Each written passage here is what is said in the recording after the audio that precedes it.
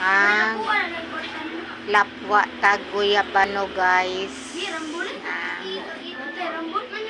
para high blood at saka bayabas para sa mga ulcer o hyperon o sa mga diabetic. Mabawasan ang atong pagka acidic.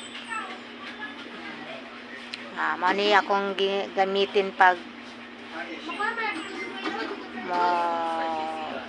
masakit ang baba sa atay ko guys.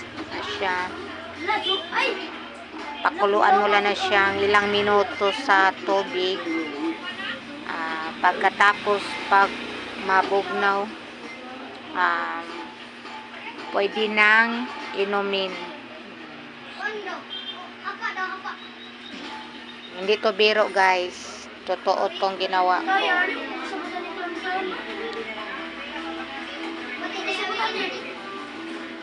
Ito siyang bayabas,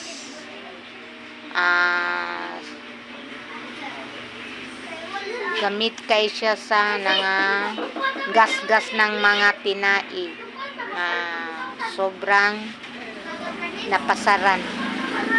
At ito siyang binabalik ko, ang dahon ng guyabano, mabawasan na kaunti ang mga high blood pressure.